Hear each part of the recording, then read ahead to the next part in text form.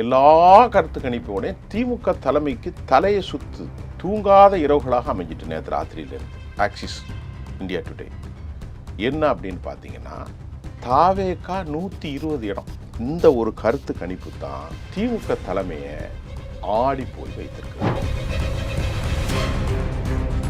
ஒரு பெரிய ஷாக் நேற்று எக்ஸிட் போல் வருவதற்கு முன்பே அவர்களுடைய இன்டெலிஜென்ஸ் பெண் நிறுவனம் மற்றும் எல்லோருமே சேர்த்து கொடுத்திருந்த சில கருத்து கணிப்புகள் அவர்களுக்கு ஃபுல்ஃபில்லா இல்லை. ஒரு முழுமையான ஒரு ஹோலிஸ்டிக் சாட்டிஸ்ஃபைடுன்னு சொல்றது, முழுமை அடைந்த மன திருப்தி அல்லாத ஒரு நிலையில் தான் திமுக தலைமை இருந்துச்சு. அது நமக்கு ரொம்ப தெளிவாக தெரியும்.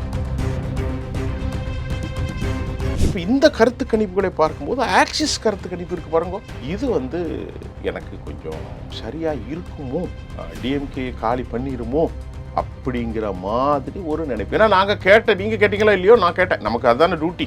இதுதான் அண்ணா அறிவாலயத்தை மட்டுமல்ல, அவங்க ரகசிய குழுவையும் பெரும் சங்கடத்துக்கும் பெரும் கலக்கத்துக்கும் ஏற்படுத்தியிருக்கிறது. ஒரே வார்த்தையில் பெரிய பதட்டத்தில் இருக்கிறாங்க. அண்ணா அறிவாலயமும் கோபாலபுரமும் வேளாச்சேரி இருக்கக்கூடிய சித்தரஞ்சன் தாஸ் வீட்டில் இருக்கக்கூடிய வீடு. ஆனால் அதை அவங்க வெளியே சொல்ல மாட்டாங்க. அது உண்மைதான். திமுக தலைமைக்கு ஒரு பெரிய குழப்பம். நேற்றைக்கு திமுக தலைவர்கள்லாம் கூடியிருக்கிறார்கள். பெரிய கற்பன் கொண்ட மிக முக்கிய ஆளுமைகள்லாம் முதலமைச்சரை பார்த்துருக்கிறாங்க.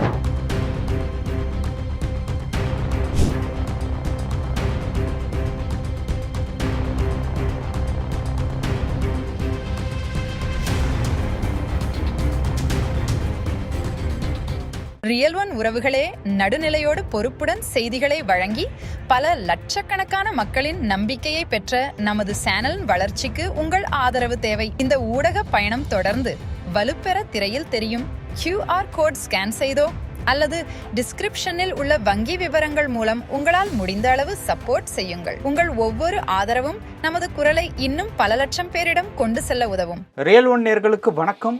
இன்று நம்மளுடைய நேர்காணலுக்கு பத்திரிகையாளர் திரு சூஃபியான் அவர்கள் இணைஞ்சிருக்காங்க. சார் வணக்கம். வணக்கம். தற்பொழுது தேர்தலுக்கு பிந்தைய கருத்து கணிப்பு எக்ஸிட் போல் முழுமையாக வந்திருக்கு. இது எப்படி என்ன அப்படிங்கிறத கருத்து பல பத்திரிகையாளர்கள் பேசிக்கிட்டு இருக்காங்க. ஆனால் நம்ம இப்போ அதை பேச போகிறதில்ல. நார்மலாகவே நம்மளுடைய நேர்காணலில் மக்களுக்கு தெரியாத விஷயங்கள் சொல்கிறதுனால தான் நம்மளோட இன்டர்வியூ ஒரு எக்ஸ்க்ளூசிவான ஒரு இன்டர்வியூவாக அமையுது. அப்படிங்கிற பட்சத்தில் இன்றைக்கி ஆளும் கட்சியாக இருக்கக்கூடிய திமுக இந்த கருத்து கணிப்பை பார்த்து என்ன ரியாக்ட் பண்ணியிருக்காங்க? ஒரே வார்த்தையில் பெரிய பதட்டத்தில் இருக்கிறாங்க. அண்ணா அறிவாலயமும் கோபாலபுரமும் வேளாச்சேரி இருக்கக்கூடிய சித்தரஞ்சன் தாஸ் வீட்டில் இருக்கக்கூடிய வீடு. ஆனால் அதை அவங்க வெளியே சொல்ல மாட்டாங்க. அது உண்மைதான். இப்போ நம்ம யாரையும் குறைத்து மதிப்பீட்டோ தவறான பேச்சுக்களோ இல்லை. நேற்று முதலமைச்சர் அவர்கள் அங்கிருந்து புறப்பட்டு விட்டார் என்ற செய்தி வந்துருச்சு. கொடைக்கானலா அங்கிருந்து அவருடைய அந்த பயணத்தை முடித்து கொண்டு வந்து விட்டார்.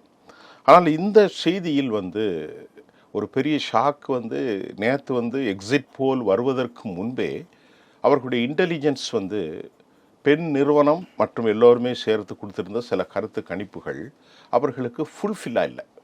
ஒரு முழுமையான ஒரு ஹோலிஸ்டிக் சாட்டிஸ்ஃபைடுன்னு சொல்கிறது, முழுமை அடைந்த மன திருப்தி அல்லாத ஒரு நிலையில் தான் திமுக தலைமை இருந்துச்சு. அது நமக்கு ரொம்ப தெளிவாக தெரியும். ஆனால் எல்லோருக்குமே ஒரு பரபரப்பு, என்ன நடக்க போகிறது என்று. அதுக்கு காரணம் என்னன்னு சொன்னால், பலவிதமான நேற்று பீப்புள்ஸ் பல்ஸு, என்டி டெலிவிஷன், பிமார்க்கு, இந்த மாதிரி நிறைய விஷயங்கள், சாணக்கியா, பீப்புள் பல்ஸ், நான் சொன்ன என்டிடிவி, அது மாதிரி இல்லாமல் மேட்ரிஸ், இந்த 3 கருத்து கணிப்புகளும் திராவிட முன்னேற்ற கழகம் 120, 22, 45, 160 வரைக்கும் சில கருத்து கணிப்புகள் வந்துச்சு. ரிப்பப்ளிக் பிமார்க் திமுக கூட்டணிக்கு 145 அப்படி போட்டிருந்தாங்க. அக்னி இதெல்லாம் லோக்கலில் சில கருத்து கணிப்புகள் போட்டிருந்தது. அது மாதிரி 2-3 கருத்து கணிப்புகள் அதிமுக என்டிஏ கூட்டணிக்கு ஜேவிசி டைம்ஸ் நவ் அந்த கருத்து கணிப்பும், பிரஜா போல்ஸ், இந்த 2 கருத்து கணிப்புகளும் கொஞ்சம் மாற்றமாக வந்தாலும் கூட ஒரு கருத்து கணிப்பு எனக்கு ரொம்பவே சந்தேகத்தை ஏற்படுத்துது. ஒரு கருத்து கணிப்பு, அதை நான் என்னென்னு சொல்கிறேன். இப்போ ஜேவிசி கருத்து கணிப்புகள்லாம் ஓரளவுக்கு எல்லாமே ஒரு யூகம்தான். பீப்புள் பல்ஸோ சரி, என்டிடிவியோ சரி, பிமார்க்கோ சரி, ஜேவிசியோ சரி, இதெல்லாம் ஒரு பக்கம் இருக்குது, அக்னியோ சரி. ஆனால் எப்போது நான் கொஞ்சம் நம்பகமாக இதுவரைக்கும் பார்த்துக்கிட்டு இருக்கேன். இப்போ சமீபமாக ஒரு 7-10 வருஷமாக 2014 வரைக்கும் இந்த இந்தியா டுடே கருத்து கணிப்பு எனக்கு கொஞ்சம் திருப்தியை தரும். கொஞ்சம் 10 வருஷமா 2014 இருந்து நான் அதை 14 சின்ஸ் ஐ வாஸ் அப்போ பார்த்து ஃபாலோ பண்ணிக்கிட்டு இருக்கேன். அதில் ஆக்சிஸ் இந்தியா டுடே கருத்து கணிப்பு ஒரு வித்தியாசமாக இருக்குது. இது எப்படி சார்? ஆக்சிஸ் தனி நிறுவனம், இந்தியா டுடே தனி நிறுவனம், அவங்க ரெண்டு பேரும் கொலாபரேட் பண்ணி இதுல இருந்து ஒரு 50 பேர் அல்லது 100 பேர் அப்படி எடுப்பாங்க. அவங்களுக்குள்ள ஃபண்ட் எல்லாம் வந்து ஷேர் பண்ணிக்கிடுவாங்க, கார்ல போவாங்க, இந்த மாதிரி விஷயங்கள்லாம். இப்போ இந்த மாதிரி கருத்து கணிப்புகளில் கிட்டத்தட்ட அவங்க எப்படி எடுத்திருக்காங்கன்னு சொன்னால் 700க்கும் மேற்பட்ட வாகனங்களை அது ஆட்களை பயன்படுத்தி 90க்கும் மேற்பட்ட வாகனங்கள், 1000த்திற்கும் மேற்பட்ட கிராமங்கள், கிட்டத்தட்ட 1,00,000க்கு மேற்பட்ட மக்கள், செக்டோரியல் வைஸ் பீப்புள், இது எல்லாத்தையும் எடுத்திருக்கிறாங்க. இப்போ என்னதான் பேசினாலும் ஹிந்து அப்படின்னு சொன்னால் தலித்துகள் மக்கள் மனநிலை வேறு, பிராமணர்கள் மனநிலை வேறு, இடைநிலை சாதிகள் மனநிலை வேறு, குறிப்பாக முக்குலத்தோர்கள் வாக்குகள் தனி, சவுத்தில் நாடார்கள், மேற்கில் கவுண்டர்கள், அப்புறம் இப்படி வரும் வன்னியர்கள் பெல்ட்டு, இந்த மாதிரி பெரும் சாதிகளின் அடையாளங்களை அவர்கள் அப்படி எடுத்திருக்கிறார்கள். அதற்கு பிறகு மைனாரிட்டியில் பார்த்தீங்கன்னா இஸ்லாமிய மக்களும் இருக்கிறார்கள், கிறிஸ்தவர்களும் இருக்கிறார்கள், அதற்குள் பல சாதிகள் இருக்கிறது. இப்படி எடுத்ததாகவும் 1030 நான் சொன்னது 1, 2, 3 பின்ன இருக்கலாம், கிட்டத்தட்ட 94க்கும் மேற்பட்ட சிறந்த எக்ஸ்பர்ட்ஸ் ஆய்வாளர்கள் கலக்கார்களில் தமிழ்நாடு மூலை முடுக்குகள் எல்லாம் they had met a lot of the people, அவங்க மீட் பண்ணியிருக்கிறாங்க நிறைய. அந்த கருத்து கணிப்பில் எல்லா கருத்து கணிப்போட திமுக தலைமைக்கு தலையை சுத்து தூங்காத இரவுகளாக அமைஞ்சிட்டு நேற்று ராத்திரியிலேருந்து ஆக்சிஸ் இந்தியா டுடே என்ன அப்படின்னு பார்த்தீங்கன்னா தாவேக்கா 120 இடம், 118 எடுத்தால் பெரும்பான்மை. ஆமாம், 120 வந்துச்சுனாலே கொலாப்ஸ் ஆயிரும். பெரும்பான்மை கிடைக்காட்டாலே பெரும்பான்மை கிடைக்க வச்சுருவாங்க. அது எப்படிங்கிறதெல்லாம் அது வேற விவகாரம். அது அரசியல் சூட்சமும். திராவிட முன்னேற்ற கழகம் 92லேருந்து 110, இவங்க 98லேருந்து 120. இந்த ஒரு கருத்து கணிப்பு தான் திமுக தலைமையை ஆடி போய் வைத்திருக்கிறது. ஆனால் எனக்கு நான் இது என்ன நினைக்கிறேன்னா, நான் சொல்கிறது சரின்னோ இதுதான் சரின்னு சொல்கிற மனநிலை எனக்கு இல்லை. அது தவறு. நாளைக்கு நம்ம சொல்கிறது பொய்யாயிட்டுனா நாம் ஏதோ பப்ளிக்காக சொல்கிற மாதிரி இருக்கும். இந்த கருத்து கணிப்புகள் இது நாள் வரைக்கும் பீகார் எலெக்ஷன்லேயும் சரி, மகாராஷ்டிரா எலெக்ஷன்லேயும் சரி, மற்ற விஷயங்களையும் நான் பார்த்துருக்கேன். கொஞ்சம் அது வந்து ஹரியானா, ராஜஸ்தான் எல்லா எலெக்ஷன், ஆமாம் ஆமாம், ஆசாம், நீங்கள் சொன்ன மாதிரி இதெல்லாம் பார்த்து ஆக்சிஸ். இப்போ இதில் என்னென்னா, நான் ஒரு இப்போ அதுக்காக அது வானத்துலேருந்து குனிச்சு வந்து ஏலியன் மக்கள் வரலையே, நம்மளை மாதிரி தமிழ் மாதிரி என்ன மாதிரியான ஆட்கள் தானே. இப்போ எனக்கு ஒரு 40 வருஷம் அனுபவம் உண்டு, 40 ஆண்டு காலம். என்னுடைய வயசுக்கும் 17 வயசுலேயே ஓரளவுக்கு நல்லா தெரியும் எனக்கு. ஒரு 80ஸ்லேருந்து. ஆமாம், 80க்கு அப்புறம் 84, 85 அப்படின்னு நல்ல ஓரளவுக்கு தெரியும். அப்படி பார்க்குற போது நான் இங்கே பார்த்த 100% வாக்குகளில் 50% ஆட்கள் எங்கள் வீட்டுக்கு வேலைக்கு வர்ற மக்கள், அயன் பண்ணக்கூடிய மக்கள், தலித் சமூக மக்கள், இளைஞர்கள், இளைஞிகள், குறிப்பாக இஸ்லாம் சமூகத்தை சார்ந்த இளைஞர்கள். இதுதான் நான் ஒரு பெரிய அளவுகோலை பார்த்தேன். மற்ற எதையும் அளவுகோலை பார்க்கல. அப்படின்னா விஜய்க்கு ஒரு பெரிய இது இருக்குது, இந்த முறை டிஎம்கேக்கு ஒரு பெரிய செட்பேக் இருக்கும் அப்படின்னா எல்லாருக்கும் ஒரே ஒரு பெண் மட்டும்தான் சொன்னான், வயதான பெண், வன்னிய சமூகத்தை சேர்ந்த பெண். அந்த பெண் மட்டும் சொன்னாங்க என்கிட்ட, நாங்கள் டிஎம்கேக்கு தான் போட்டோம், எங்கள் ஊரில் போட்டாங்க அப்படின்னு சொன்னாங்க. இப்போ இந்த கருத்து கணிப்புகளை பார்க்கும்போது ஆக்சிஸ் கருத்து கணிப்பு இருக்குது பாருங்க, இது வந்து எனக்கு கொஞ்சம் சரியாக இருக்குமோ, டிஎம்கே காலி பண்ணிடுமோ அப்படிங்கிற மாதிரி ஒரு நினைப்பு. ஏன்னா நாங்கள் நீங்கள் கேட்டிங்களா இல்லையோ, நான் கேட்டேன். நமக்கு அதுதானே டியூட்டி, நமக்கு தொழில் தான். ஒரு ப்ரொஃபஷனலான ஆள், நம்ம காசை வாங்கிட்டு போய் சொல்லக்கூடிய ஆளும் இல்லை, அது நமக்கு தேவையும் இல்லை.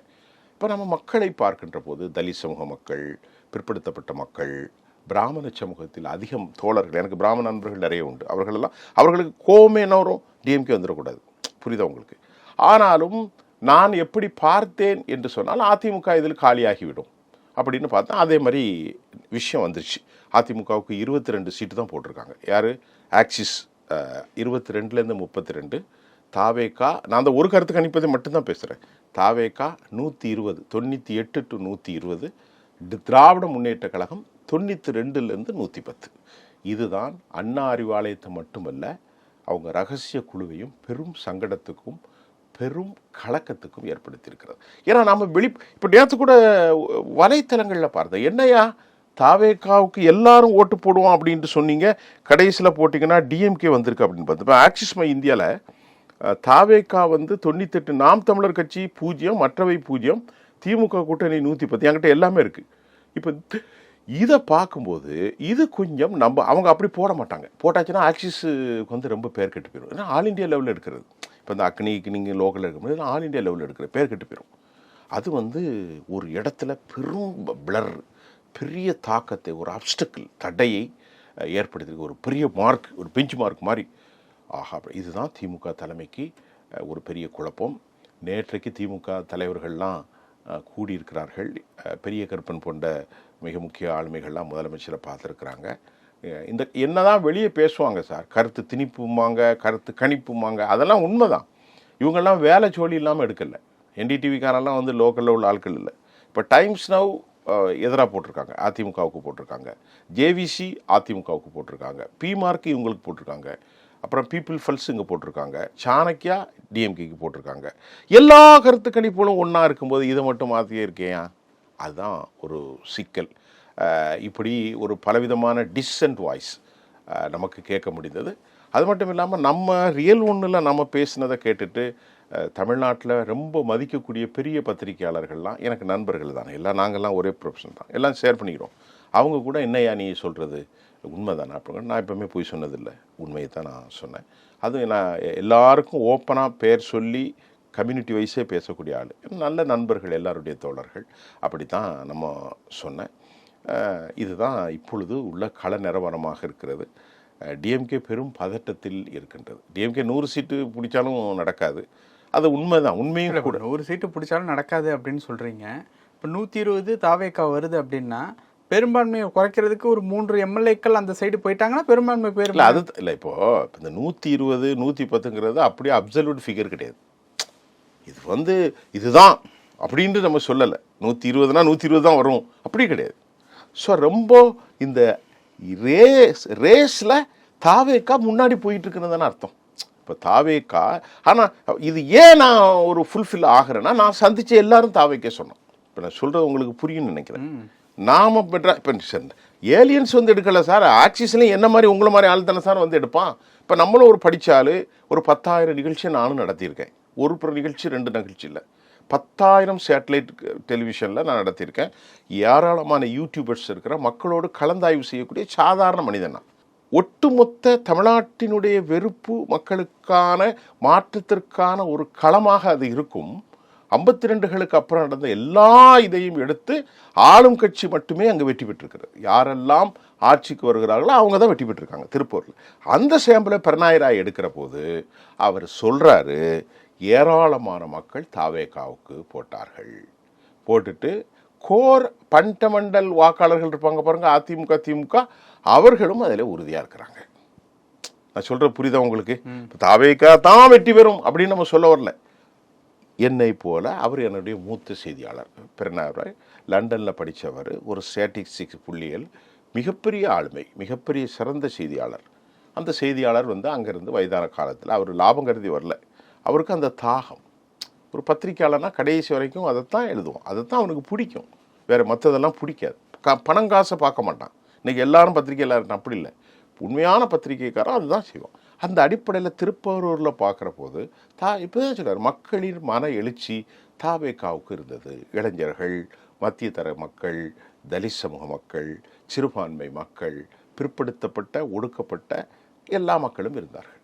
அப்புறம் நம்ம நேற்று ஒரு விஷயத்தை சொன்னோம், நான் பர்சனலாக சொன்னேன், 8 லட்சம் அரசு பணியாளர்கள். ஏன்னா இந்த 8 லட்சம் அரசு பணியாளர்களுக்கு 150 காணொலியை நான் நடத்தியிருக்கிறேன், 150 நேர்முகம். அதில் போக்குவரத்து துறை ஊழியர்கள், அங்கன்வாடி ஊழியர்கள், மின்சாரத்துறை ஊழியர்கள், அப்புறமா ஆசிரியர்கள், பகுதியர் ஆசிரியர்கள், இடைநிலை ஆசிரியர்கள், பிளண்டர் கண் பார்வையற்றோர் ஆசிரியர்கள், இப்படி எல்லா கடைசியில் நான் எடுத்தது எலெக்ஷனுக்கு ஒரு மேனிஃபெஸ்டோவுக்கு முன்னாடி தூய்மை பணியாளர்கள் மெட்ராஸில். அவங்க மொத்தம் எவ்வளோ பேர் இருக்காங்க? 8 லட்சம் வாக்காளர் இருக்காங்க. டிஎம்கே கொடுத்த வாக்குறுதி என்ன? நாங்கள் வந்தால் உங்களுக்கு எல்லாம் பண்ணணும். கடைசியில் அவங்கள கேவலப்படுத்தி துண்டு கட்டாக போட்டாங்க. 8 லட்சம் இன்னும் 3ன்னு பாருங்கள், அதே ஒரு 25-30 லட்சம் வாக்காச்சு. அந்த வாக்கு இன்றைக்கு திமுகவுக்கு இல்லை.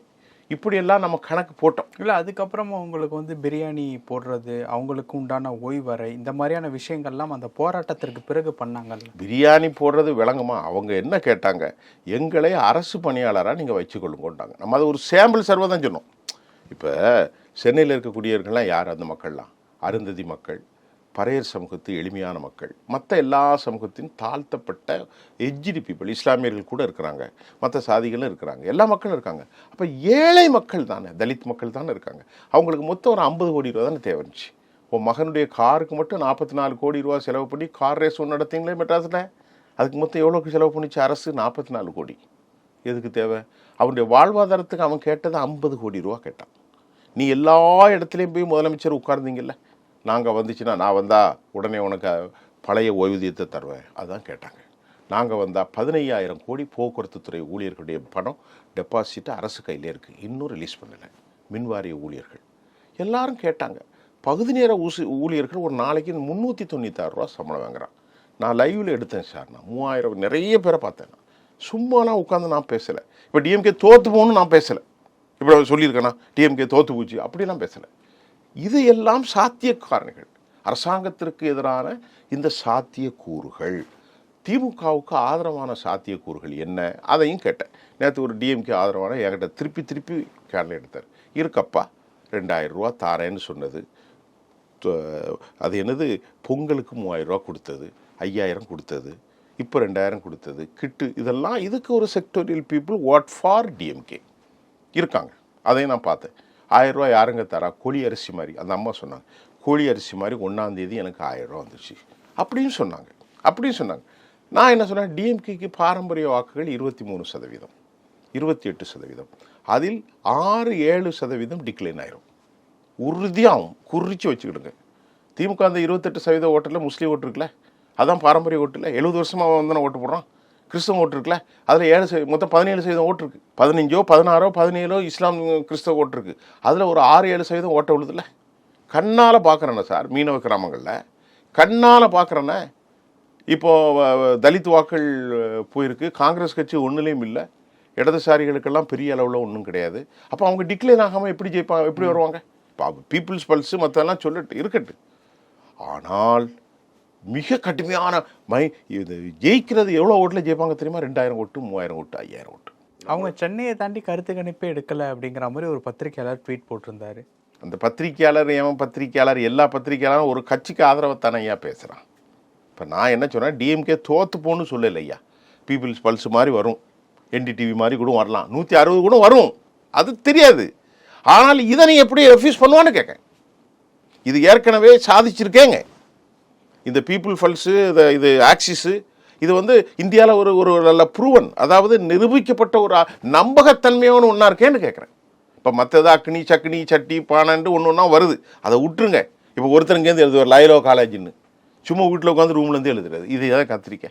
செப்பாலஜிஸ்ட்னால் ஒரு சாம்பிளில் எவ்வளோ இருக்காங்க? 1800 பூத்து, 1500 பூத்து. நான் உங்களுக்கு சொல்கிறேன், ஒரு எலெக்ஷனில் 1500 பூத்து. அந்த 1500 பூத்தை கன்சிஸ்ட் பண்ணணும். இதில் சாதாரண வேலை கிடையாது. அதில் எவ்வளோ மெஜாரிட்டி இருக்குது, எத்தனை சதவீதம் இன்ன சமூக மக்கள் இருக்காங்க. சாதிலாம் பெரிய ரோல் பண்ணுதில்ல, இன்ன சமூகம் இவ்வளோ இருக்காங்க. அப்போ அதில் இளைஞர்கள் எவ்வளோ இருக்காங்க, பெண்கள் எவ்வளோ இருக்காங்க, உழைப்பாளிகள் எவ்வளோ இருக்கிறாங்க, கூலி தொழிலாளிகள் எவ்வளோ இருக்காங்க, ரோட்டில், இப்படி எல்லாத்தையும் எடுக்கணும். எடுத்துன்னா ஒரு 2 லட்சம் ஓட்டில் 1.5 லட்சம் ஓட்டு எடுத்துக்கிடுங்க. அந்த 1.5 லட்சம் ஓட்டில் ஒவ்வொரு தொகுதியிலையும் சாம்பிள் சர்வே எடுப்பாங்க. ஒரு சமூக சாதி வாக்கில் ஒரு 300 பேர், இப்படி 10 சாதி எடுக்குன்னா 3000 பேர். இப்படி எடுத்து தான் 5000 பேர் வருவாங்க. கல்லூரி மாணவர்களே எடுப்பாங்க, சினிமா பார்த்துட்டு வர்றவங்களே எடுக்கணும், மார்க்கெட்டே எடுக்கணும், காப்பி கடையே எடுக்கணும். இதெல்லாம் பெரிய வேலை. இப்படி எடுத்து இதுதான் மென்டாலிட்டி. இப்போ நம்ம எடுக்கிறோம்ல, இப்போ பெண் பிள்ளைகளே எடுக்க தான் செய்கிறாங்க. இப்போ அந்த மாதிரி எடுக்கிற போது இந்த சாம்பிள் எடுத்து அவங்க ஆவரேஜ் பண்ணி தான் போடுவாங்க. அப்படி போட்டால்தான் நாளைக்கு இந்தியா டுடே ஆக்சிஸ் கருத்து கணிப்பு சரியாக இருக்குது நம்புவாங்க. இல்லைன்னா பேருக்கு கேவலப்பட்டு போயிடும். நான் இதுதான் அவன் நம்புகிறேன். அவன் அவ்வளோ மோசமாக செய்திருக்க மாட்டான், எல்லாவற்றையும் விட இவன் துல்லியமாக எடுத்திருக்கிறான். அப்படிங்கிறதுல எதுக்கு நான் அதில் உறுதியாக சொல்கிறோம்னா, களத்தில் அப்படி தான் இருந்துச்சு. இதுதான் உண்மை. ஓகே. இதுதான் திமுக தலைமையை தூங்காத இரவுகளாக மாற்ற போது வந்துட்டார் நம்முடைய முதலமைச்சர். இருந்தாலும் பயம் இருக்கும்ல சார், பயம் இருக்கும்ல. அவ்வளோ சாதாரணமான ஒரு கிளர்க்கு போஸ்ட் இல்லையே. 5 வருஷம் இனி தமிழ்நாடு ருசி கண்ட பூனையாச்சே. ஒரு பக்கம் மருமகன், ஒரு பக்கம் மகன், ஒரு பக்கம் ரஜகஜ துரஜாதிபதிகள். 87 வயசுல நடக்க முடியாத ஒரு மனுஷன் வீட்டில் படுத்து கிடக்கணும். அவரை மென்ஷன் பண்ணாமல் நீங்கள் முடிக்க மாட்டீங்க. கோவம் வருதுல எனக்கு சார். ஆரம்பிச்சிட்டிங்களா எனக்கு அவ்வளோ டென்ஷன் வருது சார். ஏன்னா உனக்கு என்னையா வேணும்? உனக்கு பெரிய மனுஷனி, 87 வயசாச்சு. சட்டமன்றத்தின் இடி மின்னல் மலைன்னு என்னமோ சொன்ன பேர் வேணும். ராஜாராம், அது என்ன சுப்பு, துரைமுருகன், ரஹ்மான் கான். அந்த காலத்தில் 40 வருஷத்துக்கு முன்னாடி சட்டமன்றத்தின் இடி மின்னல் மலை 3 பேர் தான். சுப்பு, துரைமுருகன், ரஹ்மான் கான். இவ்வளோ அனுபவிச்சிட்டால 87 வயசில். இப்போ பிள்ளைகள் கொடுத்துட்டு ஜம்முன்னு வீட்டில் இருக்கலாம்ல. இப்போ வந்து நடக்க முடியாமல் எதுக்கியா அவரை கூடலாம் ஸ்டாலின் போய் சொல்லாமே. வேணாங்க ஐயா, அண்ணா வேணாம், வயசாயிட்டு வீட்டில் இருங்க, 87 வயசாயிட்டு பேர பிள்ளையோட பாருங்க, அவன் கதிரானந்துக்கு கொடுத்துட்டேன், அவர் வேலையை பார்க்கட்டும். எதுக்கு அவனுக்கு நடக்க முடியலையே? நீ என்ன செய்ய போறா? அப்போ தான் கட்சிக்கு எப்படி ஓட்டு போடுவான்? நான் கேட்குறதுக்கு பதில் சொல்லுங்க. அப்போ கேலி கிண்டல் பண்ணுறியா? மோக்கு தானே. I'm voter. எனக்கு நல்லா செய்யக்கூடிய ஒரு வைப்ரண்ட்டான கான்ஸ்டியூவன்சினுடைய ஒரு எலெக்டடான லெஜிஸ்லேட்டிவ் அசம்பிளி மெம்பர் வேணும். அப்போ அந்த member will bring the message from their own constituency. அதை எடுத்துகிட்டு போய் சொல்லுவான்.